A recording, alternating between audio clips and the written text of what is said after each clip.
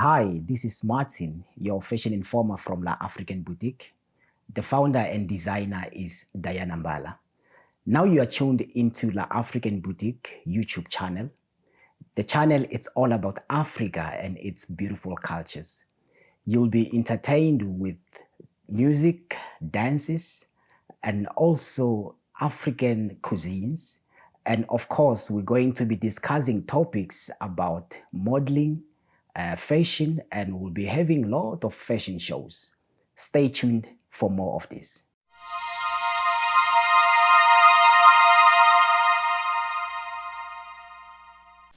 Welcome back. The topic for today is modeling fashion in a multiracial country. And to discuss this today, I'm joined by our La African Boutique models. We have Mikate and Tembi in our studio. Welcome, ladies. How are you doing today? Well, thanks. Doing really good. Thank you for having us. Thank you very much. Let's start by introducing ourselves. Introduce yourself to our viewers, Mikate. My name is Migate and I am in my 20s. I am currently studying veterinarian science and I am also pursuing a career in modeling. Wow, that is beautiful. Welcome. Thank you very much. You are studying and you're doing modeling. Yes. Wow, that's a smart move. Thank you very much. And then coming to you, Tembi, please introduce yourself to our viewers. All right, so I'm Timbi. I'm in my early 20s. I work as a solar engineer, and yeah, I mix that up with modeling. Oh, wow. So you are working as a civil engineer and you are doing modeling. I wonder how you do it. No, perfectly well. Oh, wow. That is wonderful. Starting with you, Mikate, tell me, at what age do you think a young lady or a man should start modeling? And please tell me why. And also, when you are answering that question, just be having it in the back of your mind. When did you start modeling yourself? So I think that a young lady or a man should start modeling at the age of 15 or 14 is even good. I think that a young lady or man can enjoy the childhood pageants that the school have and take part in it as an experience. But I think at the age when you should start taking modeling seriously or as a professional career, 14 or 15 would be the ideal age, because modeling can have a very big impact on your self-image. It can be very competitive. And I think you should be mentally ready for that. And starting younger than the age of 14 can change the person you become eventually. So I think 14 or 15 would be the ideal age. Oh, perfect. And then I started modeling at the age of 16. So you were a bit late. Yes, I was a year late. All right, all right. No, I get what you're saying. Thank you very much. Tembi, coming to you. South Africa being a multiracial country, please tell me, what are the challenges that are being faced by the fashion industry? Okay, so first of all, culture has an influence when it comes to fabric and design selection. And then when it comes to diverse models, they represent everybody and they also change the perception of beauty. So for me, I'd say race, it would be them having to cater for every type of race, moving from your black to your white to your honeydew and so on. And also not forgetting all the different types of body sizes. This way the fashion industry could be seen as more fair and diverse. I get it. Also, just to elaborate on that question, I think that a challenge that can be faced is not everybody likes a specific style or a specific fabric. And I think that would make it difficult for the fashion industry to cater to everybody, because it affects your brand. It affects the way you market your brand. And I think that is just something that will influence how you go about. Absolutely, absolutely. Coming to you, Migate, let's talk about the challenges that you have met in the modeling industry. What are those challenges in terms of your height, your weight, or maybe your size as well? Is there any challenges that you have come across? Definitely. I feel that the modeling industry is very competitive and sometimes can affect you very negatively because there are very high set requirements. For instance, you have to weigh a specific amount or you have to be a specific height. Like I am 1.66 Okay. and the requirement to do runway fashion modeling is 1.7. And when you don't meet that requirement, it takes away so many opportunities. And I feel that's definitely a challenge because sometimes you will lower yourself, you will lower your self-worth because you get all this negative criteria that's coming your way.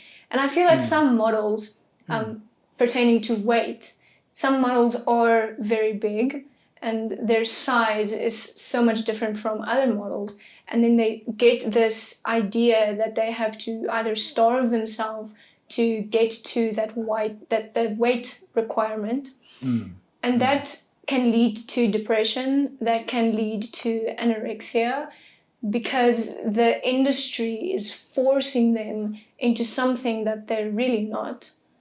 Oh, wow. I see. And just to add to what she said, I faced a lot of rejection in the modeling industry, especially when I started growing. Because when I was young, I had a very skinny body. I had the weight, I had the height, I had everything. But then when puberty started kicking in, I started gaining weight, I started looking, a certain way. And when I decided that, let me go and model because, it's what I'm used to, they rejected me. They were like, nah, you're too big, you've got these things on your face, And those are things that I can't control because it naturally happens. So I faced a lot of rejection in the modeling industry. And these are things that I feel need to change because it also kills your character.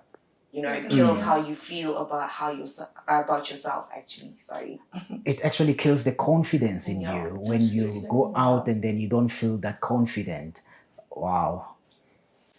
Tembi, would you please name 2 or 3 countries that are not multicultural? And do you think that there will be any challenges in the fashion industry for them to please the society? So when it comes to countries, I'd say DRC Congo, Okay. Nigeria, and Ghana.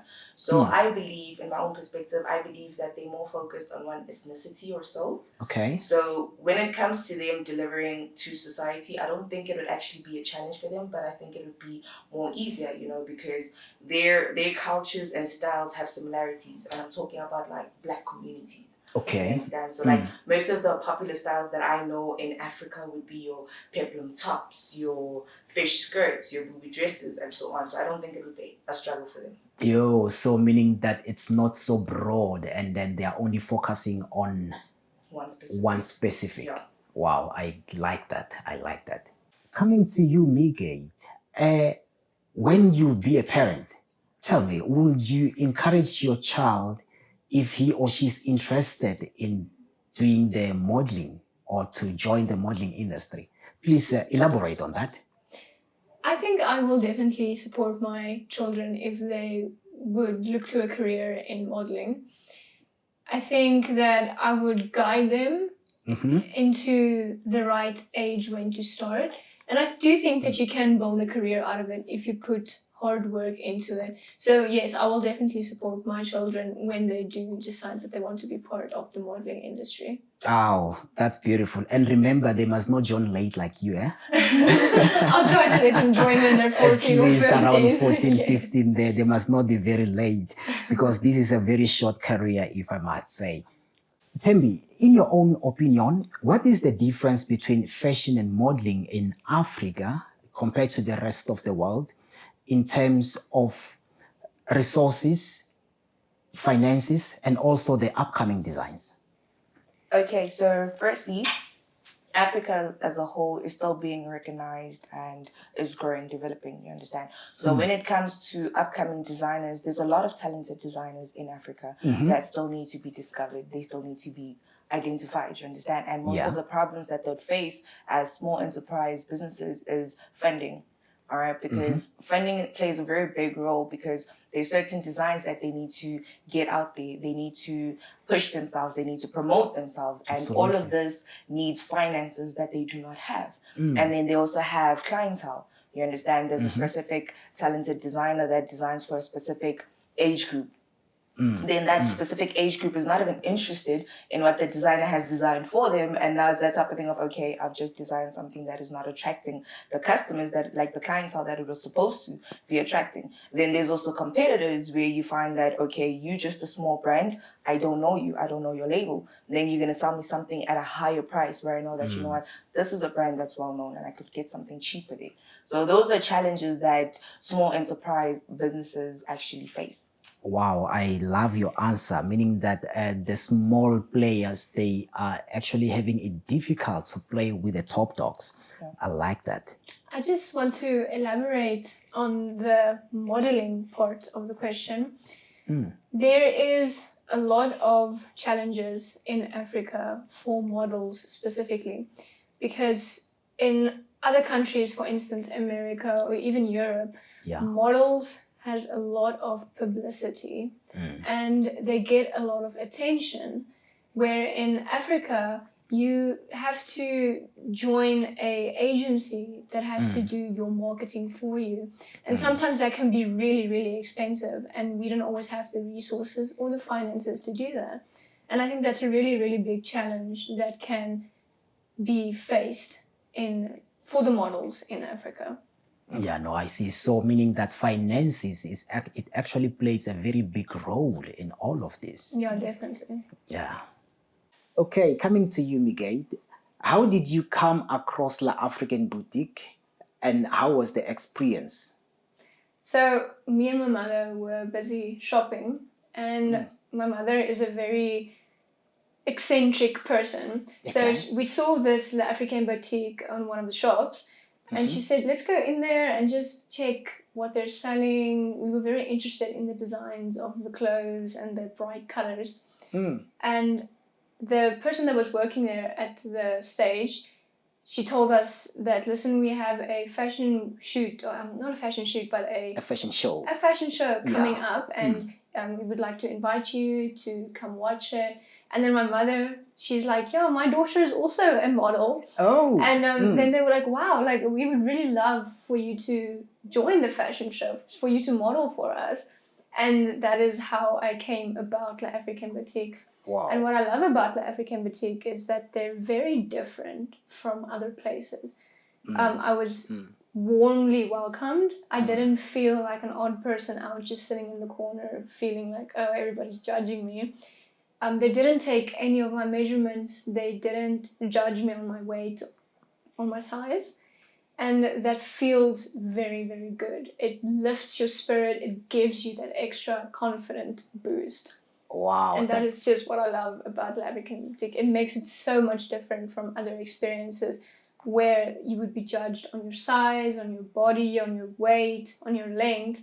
And here you are just accepted for who you are. And you can be who you are because you know there's other people that love you for who you are. Wow, that is amazing. I love that. And then what about you, Thembi?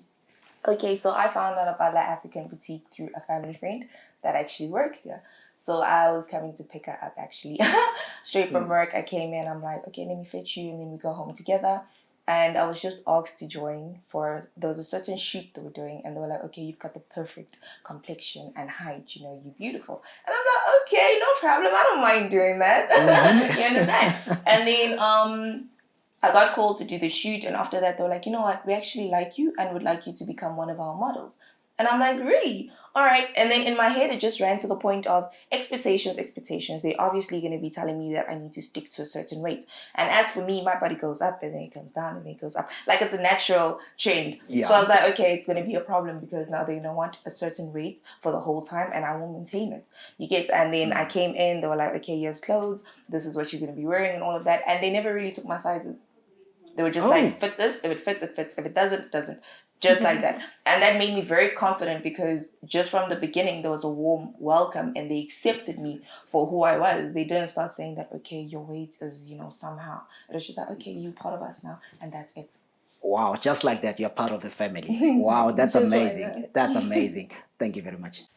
Thembi, in your own point of view, do you think an African woman needs something extra for them to feel beautiful? Please elaborate on that.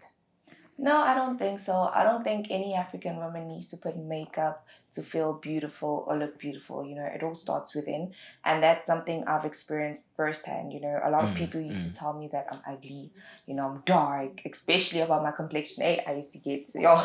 Imagine. Yeah. But then I started carrying myself in a certain way because of what people were saying to me. So I'd slouch, you know, when I wake up, it would just be like, okay, whatever. I look like this. I'd hold a chic, you know, just put my pants on, push my hair down and walk. And I carried myself in a certain way where people would be like, okay, this person doesn't love herself. This person looks ugly because the inside was ugly, so the outside became ugly. So first of all, it all begins on the inside, okay? As Africans, we've got beautiful skin. You know, Absolutely. we've got the afro. You know, African is beautiful when it comes from your skin to your hair to just the way you look, your physique. Everything is beautiful. And that's what we need to start appreciating because we've been blessed with the skin that we have. You know, black is strong, it is powerful, it is fierce. We are magical, if I can say. And people need to start appreciating themselves for who they are. You know, I don't think people should even think of bleaching themselves to look a bit lighter. You don't need to look a certain way to be beautiful or feel beautiful. The way you are beautiful. And black is beautiful. Absolutely. And I wouldn't tell anybody or advise anybody to change that about themselves because we are strong. Black does not break. Wow, that's beautiful. I feel like there's nothing to add on that. Beauty starts from within. You build beauty in the inside and then it comes outside. Yes. Wow, that's beautiful. Coming to you, Migay, tell me, what do you like about La African Boutique Designs? There is a lot to the African boutique designs. It is bold, it is colorful. There's so many different patterns and there's so many things to choose from. And what I like about the designs the most is that it incorporates different cultures into one outfit.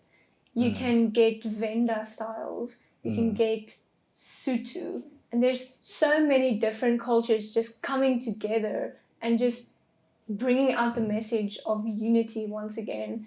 And I think just wearing that just makes you also feel bold and colorful. It's vibrant. So it's beautiful. Wow, I like what you're saying. Okay, coming to you, Migate. Tell me about African clothings, like our very own La African Boutique Designs, from a white lady perspective. Can you wear them in public? Well, from a white culture, African designs can sometimes feel very overwhelming because they are bright, they are very bold, the patterns are very different from what we would usually wear. And there are a lot of patterns on African clothing. And I feel that sometimes when we would want to wear them outside, that some of the African cultures would not approve of us wearing them. They would feel that we are either not respecting them in wearing their culture clothing. And I feel that sometimes we can be criticized on that, and that would make us feel uncomfortable. It would draw us back of not wearing that style of clothes. But in my own opinion, I will definitely wear them. I can wear them to formal events. I can wear them to when I go shopping or when I go do whatever I want to go buy a coffee. So I definitely think that you can definitely wear African culture designs out in public. That's beautiful. I've actually seen you in one of our designs here and you are looking absolutely beautiful. Thank you. Thembi, Migate spoke about the challenges that she faced in her modeling career in terms of the weight, the height, and also the diet. What is your thought in that? So what I learned in the modeling industry is that they've got standards. All right, you need Yeah. to look a certain height, you need to look a certain weight. When it comes to diets, they'll tell you that eating less is best. You know, skinny is better, tall is unique. And I feel like if that could all change, you know, in the aspect of weight, height, and size, it would actually broaden the modeling industry in the aspect of beauty. Wow, that's good. And ladies, I've been told that La African Boutique music video actually have a powerful message behind. Have you guys discovered the message behind the La African Boutique music video? I wouldn't say I've discovered the message behind it. The message is Okay. still yet to be discovered. But I think that it means that there's beauty in diversity Yeah. and all is welcome for everybody, despite our backgrounds. Absolutely. Yeah, that's beautiful. And then Mikate, what can you say about the music video? I feel that through the music video, you can see that everybody is always smiling. Like when the dancers are dancing, they have these bright, energetic smiles and faces, and you can see that they're very passionate about what they're doing. Yeah. And also in the beginning of the music video, where the villagers, the two ladies, are busy catching fish, that they're not in the ideal circumstances. They don't have electricity, and they don't always Yeah. have clean water available. But even though they are in that situation, they're still happy. They're Wow. still smiling and just talking to each other and just enjoying life. And I feel that that is a very good message to give to all Africans and to all people, to always just be happy and find the best in your circumstances. And then also Wow. that the African Boutique is very inclusive. You see everybody wearing it, from Black people, white people, colored people. Every race is included. Everybody's wearing it. Everybody is participating in it. So the music video is all about unity and just bringing all these cultures together and Beautiful. enjoying it together. Yeah. That's beautiful. Yeah, it's all about Africa being a beautiful place and being inclusive. And then, ladies and gentlemen, the video is actually out. It's on our YouTube channel. It's La African Boutique. It was actually taken in DRC. There's a part where it was taken in DRC, and also there's another part that was taken in South Africa. So you need to go through our YouTube channel, and you're going to discover the message that we are talking about that is found in La African Boutique music video. Thank you very much.